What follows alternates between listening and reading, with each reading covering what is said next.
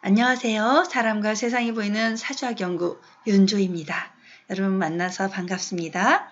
우리가 지난 시간에 목화, 토, 금, 수, 오행에 대해서 한번 가볍게 훑어보았어요. 그러면 그 목의 작용이 또는 화의 작용이 어떻게 천간에서 나타나고 지지에선 어떻게 나타나는지 하나하나 살펴보아야 될 거 아니에요. 그래서 오늘은 그 첫 번째 시간 천간론 중에 간목과 을목을 확인해 보는 시간을 갖도록 할게요.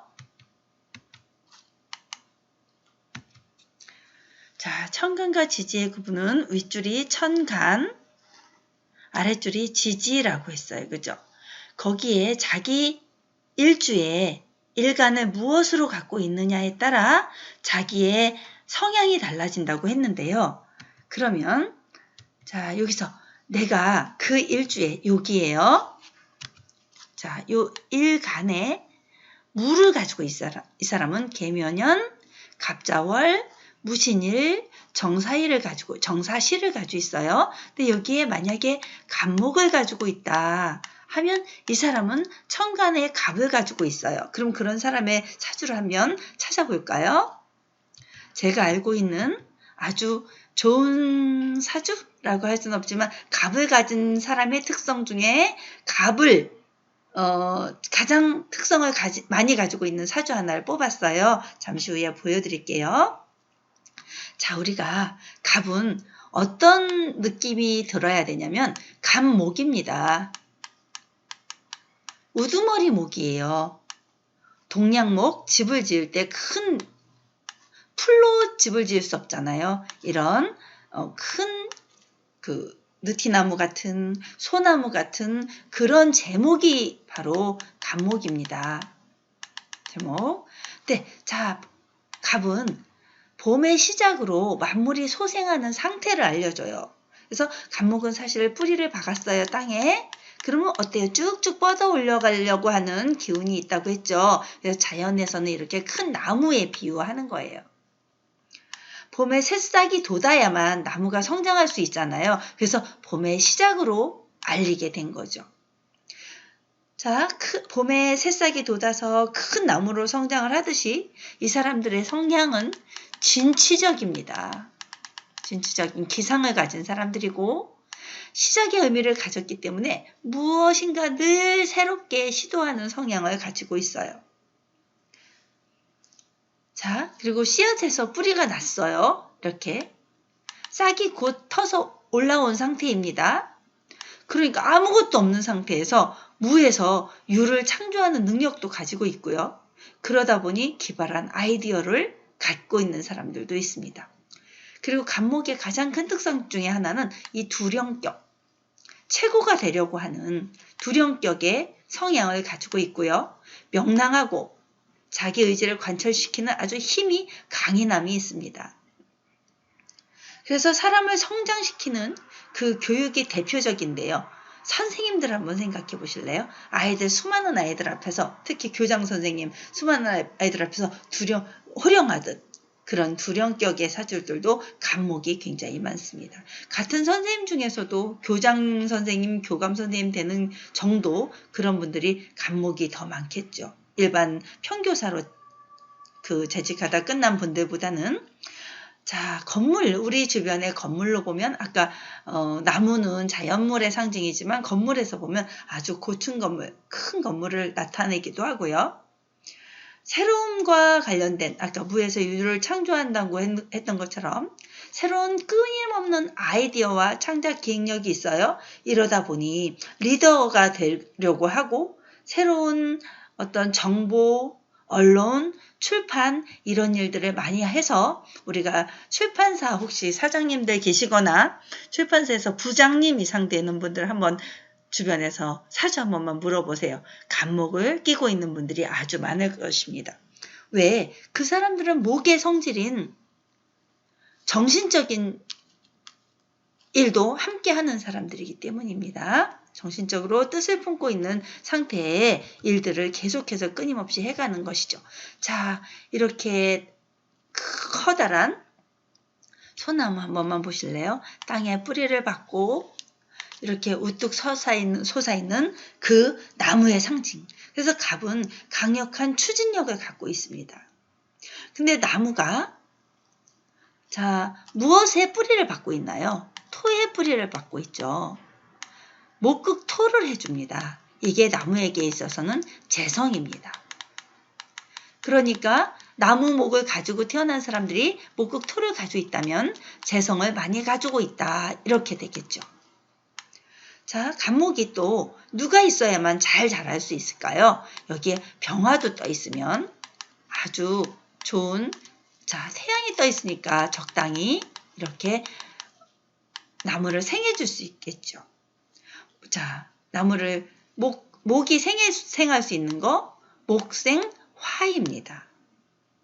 자, 병화라는 태양을 받아서 물론 자기가 자라지만 그래서 또 자기가 뭐 병화를 해하지 않는 위치에서 너무 가까이에 있다면 타서 죽을 거 아니에요, 나무가. 그래서 목생화를 이루고요.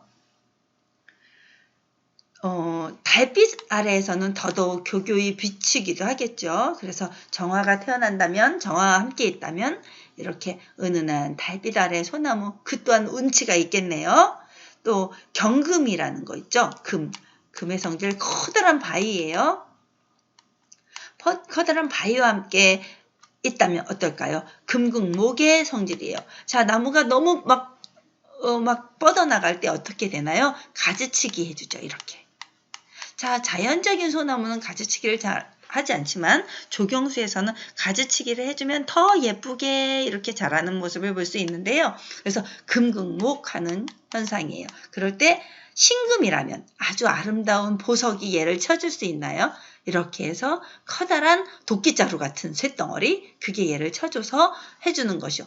이게 또 자기를 막 분수도 모르고 막 커나가면 어떻겠어요? 그래서 그 경금의 기운도 또 필요한 역할을 합니다. 그러면 경금, 병화, 또 무토, 여기에 또 밭에 소나무가 있으면 참 중간에 농작물이 있어야 밭엔 더 어울리잖아요. 근데 이렇게 토가 있을 때 어떤 토가 있었으면 좋을까요? 기토보다는 무토가 있었으면 좋겠죠.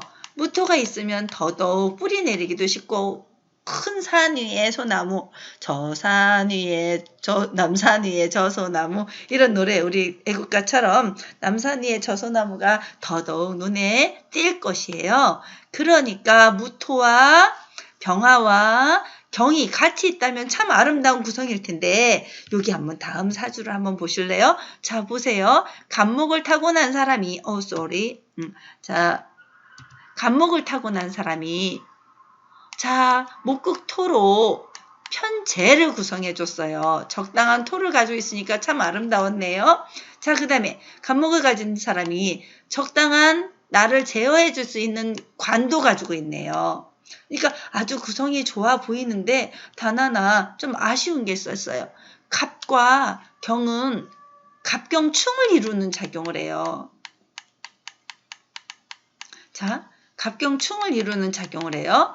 이 충을 맞으니까 자기가 계속해서 나무 뿌리가 흔들리게 되었겠죠. 그거 하나가 좀 아쉬운데 진토에 뿌리를 또 월지에 진토가 있으니까 3월에 태어난 목이니까 이 사람은 갑경충을 맞아도 끝까지 살아남기 위해서 노력을 해왔던 분으로 알고 있습니다. 그래서 지금 50대 대운을 살고 있는데 갑술 대운을 살고 있죠. 여기 뿌리를 또 목이 뿌리를 받고 있는 거예요. 그죠? 토에. 그러다 보니 이 사람은 아주 큰 개발업체 사장님, 그러니까 어떤 큰 땅을 움직여서 거기에 집을 수십 채의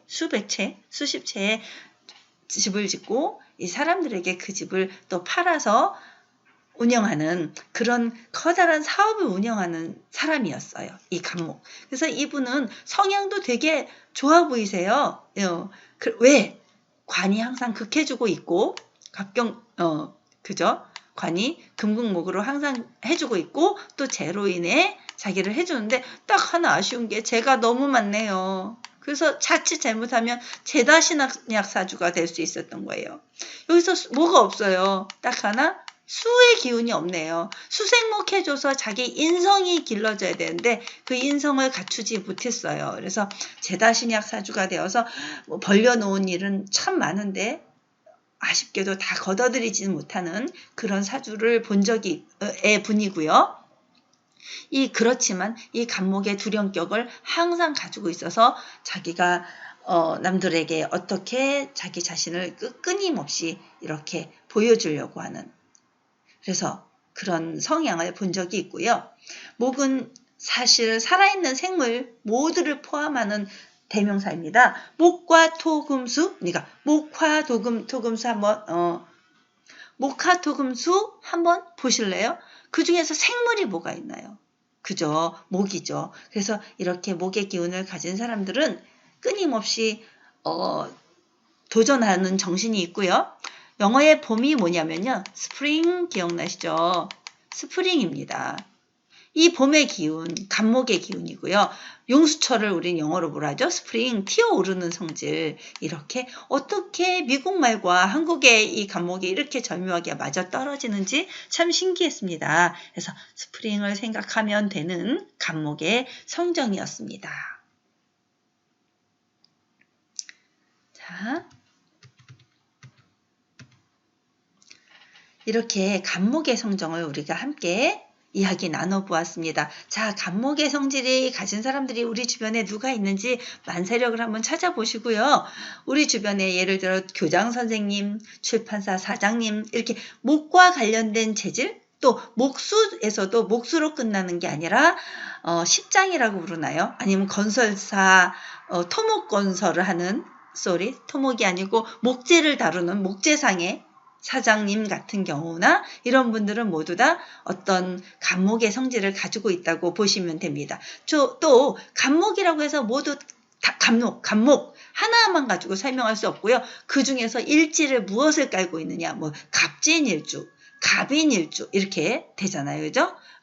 뭐 갑자일주 이런 사람들을 어떤 성향을 가지고 있는지 그거는 천간론이 아니라 이제 또 60갑자론을 가지고 설명을 할 수 있습니다. 자, 이렇게 역학이라는 게 하루아침에 뚝딱 간목 하나 이해했다고 다 이해했다고 할 수가 없는 거라고 했잖아요. 그러니까 그렇게 상징만 먼저 알고 계시고 이게 하나하나 간목과 을목과 이렇게 다 하나하나 이해하시고 보면 어느 순간 딱 깨우침이 오시게 될 것입니다. 저도 그런 과정을 거쳐왔고 앞으로도 끊임없이 노력할 것입니다. 여러분 만나서 반갑고 함께 강의 들어주셔서 감사합니다.